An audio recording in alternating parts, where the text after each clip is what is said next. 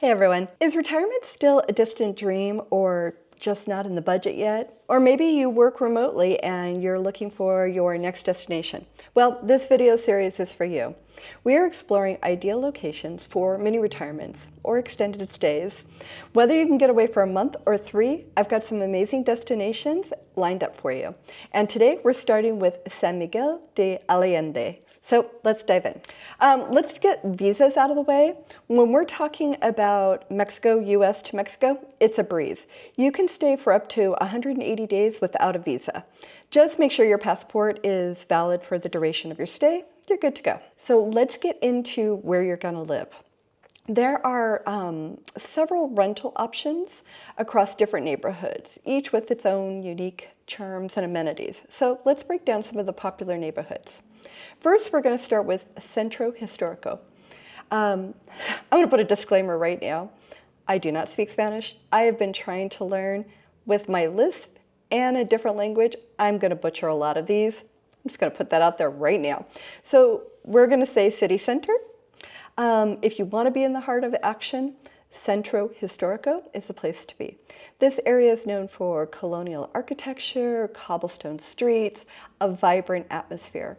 Rentals here can range from $1,200 to $2,500 a month, depending on the size and amenities. But you get a lot for that price.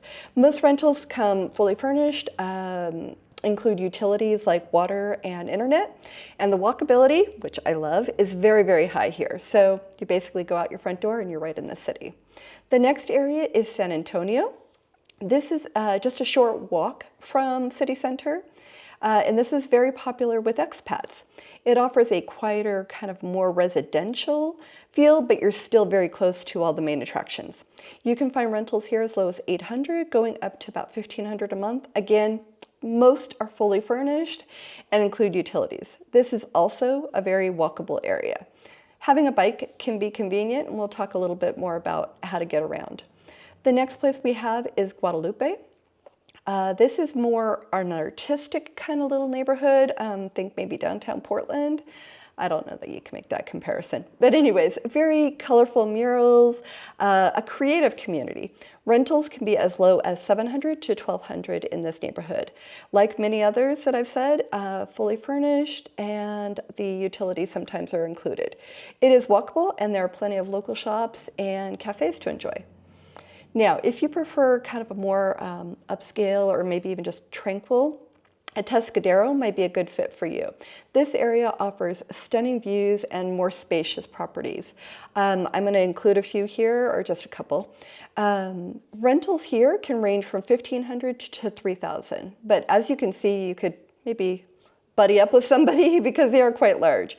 Again, furnished and includes some utilities. It is a bit further from city center, so you might be starting to think about a bike or even renting a car or hopping in an Uber. But I will say the amenities right there in your backyard are fantastic. So speaking of those different transportation, let's talk about getting around in San Miguel. It's really easy. It is a compact city with very walkable streets. So let's get into it a little bit more. Like I said in the beginning, very walkable, which I love, especially in the neighborhoods like Centro Histórico, San Antonio, and Guadalupe. You can easily stroll into a cafe for your morning coffee, pop into the grocery store, or visit a restaurant for lunch or dinner, which is what I would do because I don't want to cook. For medical needs, there are clinics, doctor's offices right there within walking distance. The city's layout is pedestrian friendly, and it makes it convenient for getting around on foot, which I absolutely love. And it's safe, both day and night. This city is known for a low crime rate, and it's a very welcoming community. However, like any city, you kind of be aware of your surroundings and, use your common sense. Another great option for many is to get around by bike.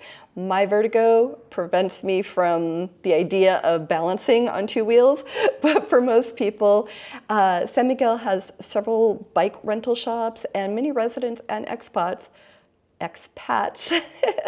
choose to cycle. It's a convenient, eco-friendly way to get around and, can kind of lengthen your distance that you don't want to walk. I think you can get around. The way I would look at it is I would definitely live near city center and I would do everything walking, and if I needed to, I would hop into an Uber. But if you're looking to do more excursions, which we're going to talk about, renting a car might be the way to go. Several car rental agencies, again, everything's very affordable here, so that can give you some flexibility. The public transportation, you're going to hear about it in my cons list. It does have a local bus system. It can connect neighborhoods, very, very affordable. It's just not, it doesn't occur as frequently as you might find in a bigger city. Maybe it's there, it's available, probably not going to be my first choice here. So let's talk a little bit about healthcare. If we're talking about an extended stay, we want to kind of know what to do when we have some tooth pain or other things going on. And you're going to find excellent medical facilities, English-speaking doctors. This city boasts several well-regarded hospitals and clinics, and they offer a range of services from that checkup to some specialized care. They are modern, well-equipped, and you're going to get excellent treatment comparable to the US, if not better. Dental is the same way, top-notch. I mean, I'm sure you've heard of medical tourism, and there's a reason. So a lot of people will go there just to get their work done on their teeth because of the quality and the cost. And speaking of the cost, it is quite low. So this is one of the biggest advantages of the healthcare in, well, all of Mexico, but we're talking specifically about San Miguel. It is significantly cheaper than the US. For example, a routine doctor's visit, like maybe $50, and a teeth cleaning as low as $30. So even complex procedures are going to be a fraction of the cost of what you would pay back home. And these are all very accessible. Again, they're right in that city center. So if you're living in one of those central neighborhoods, you can just walk to your doctor's office. And the pharmacies. So I'm going to tell a little short story here that you're going to be annoyed because you're like, no, I don't want to hear about you. I want to hear about the place. But this is very specific to the pharmacies. So I take prescriptions and I refill them every 30 days. And I have asked my doctor for 90 day. He's actually agreed to 90 day. I've talked with my insurance companies and I've got an override because I travel out of the country for longer periods of time. However, my pharmacy will keep saying it is too early to fill it. Basically, I can only get a 30-day prescription. That is why this is so good and important to me. The pharmacies are well stocked. Easy. The pharmacists, a lot of them speak English, so you can get international and local medications. It's easy to get prescriptions filled, and over-the-counter medications are readily available. If you're somebody who, for whatever reason, travel insurance works for you, many of those plans are accepted at the local hospitals. You just have to check with your provider. So overall, you're going to find excellent, affordable healthcare, making it comfortable and a safe choice for your extended time away from home. So, and you might save money, which is always a good thing. So we've already covered several reasons why Mexico is a great destination, but why choose San Miguel de Allende? I almost got that right. Specifically, well, this city is a UNESCO World Heritage Site. There's so much more to it than just its historic charm, although the historic charm alone is enough for me.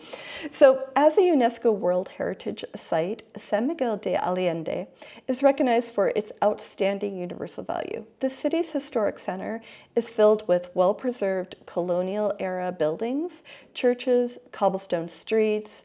It transports you back in time. Notable landmarks include the iconic Parroquia de San Miguel Arcangel. I really butchered that. I'm going to make sure it's written down.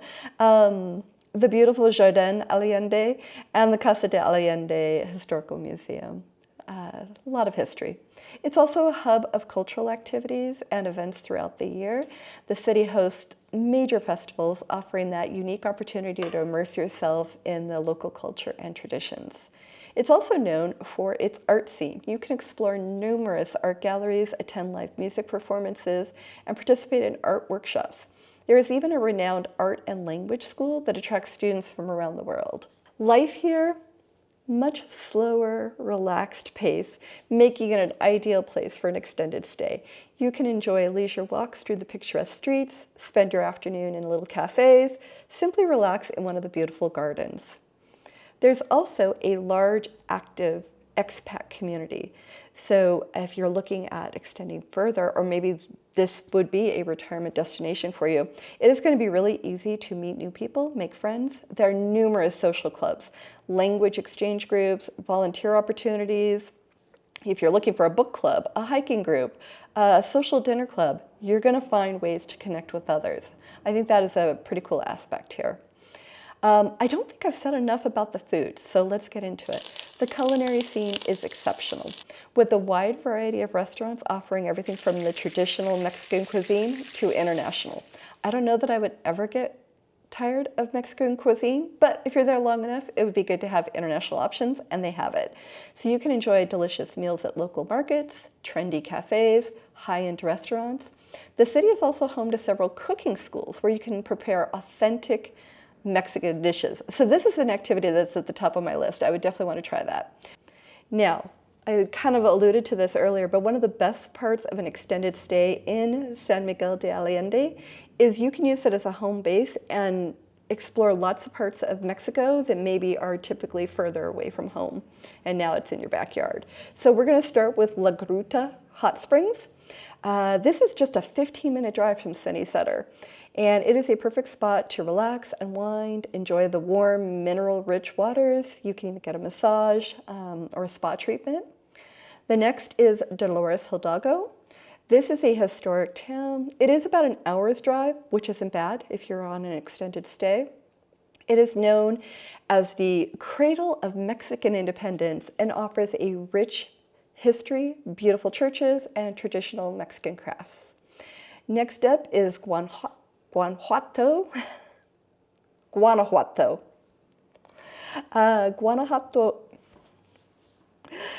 This city, this is about an hour and a half drive, but this is another UNESCO World Heritage Site, and it's renowned for its colorful buildings, winding alleyways, and vibrant cultural scene. There are museums and gardens to explore, or you could simply wander the streets.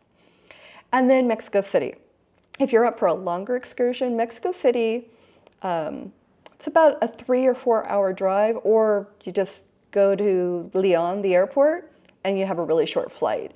As one of the largest cities in the world, it is so close that this is the time to explore.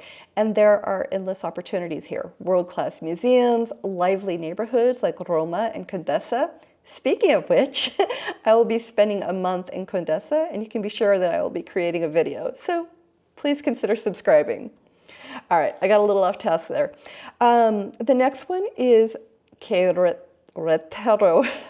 This is another great option for a day trip or a short stay. It is about an hour and a half drive, and it is known for well-preserved colonial architecture, bustling historic center. So there are excellent dining options, beautiful parks and plazas. So again, maybe a little overnight trip or a full day trip. And because of its location, you can take short flights to other parts of Mexico. So you can fly to Puerto Vallarta in like an hour and a half. So you can go explore Puerto Vallarta, maybe an overnight trip, go enjoy the coastal city, and then come back to your home away from home. Or you could visit Oaxaca. I know I'm not saying that one correctly, which is known for its rich culinary traditions, stunning architecture, and it's another short flight away. Let's talk about the best time to go.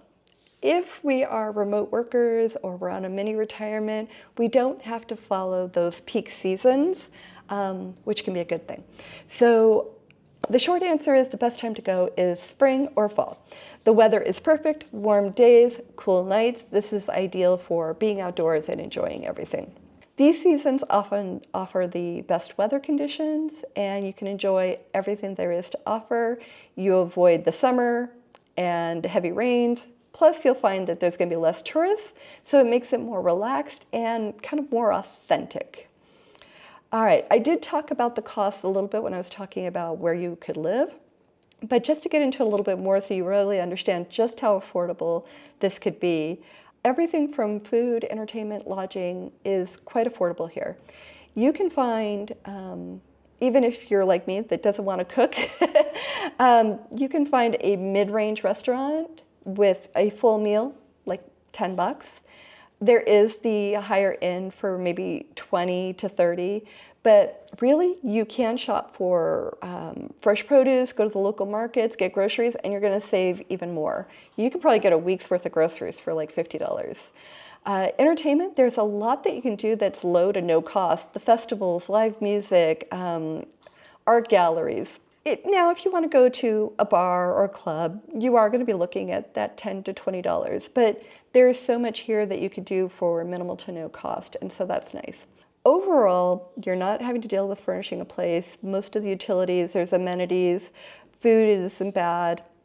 You could live budget kind of $1,500 on the very, very low end, and that would be tight, to $3,000 for a very, very nice lifestyle. So this allows you to live really well and maybe even save some money for your next adventure. Let's break down the pros and cons. I have spoken very highly because I think this is fantastic. It would be a gorgeous lifestyle at a great price, but no place is perfect, and I want you to have a balanced perspective. So let's get into it. I am going to start with the pros. The first one I am putting on here is the rich cultural experiences. Being a UNESCO World Heritage Site, there is just a very rich cultural scene here. You're never going to run out of a museum to visit, a performance to attend, or a historical site to explore. The next one, which probably should have been my first one, but is the affordable living.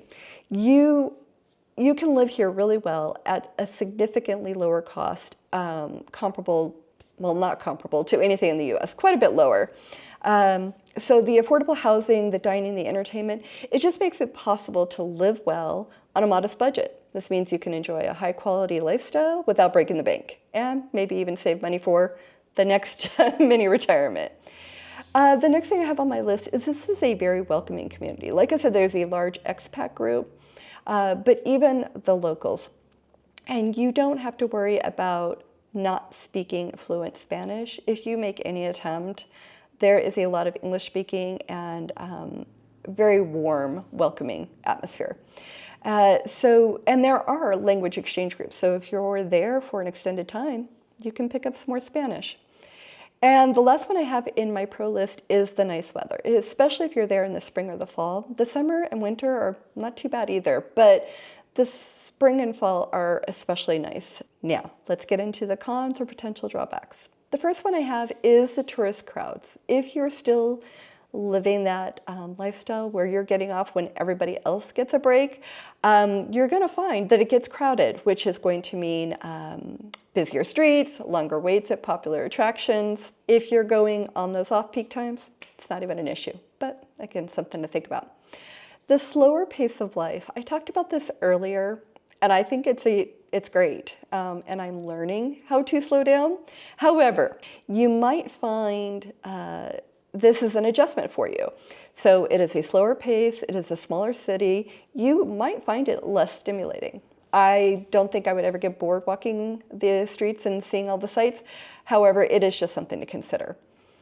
The limited public transportation. I know I spoke about it earlier.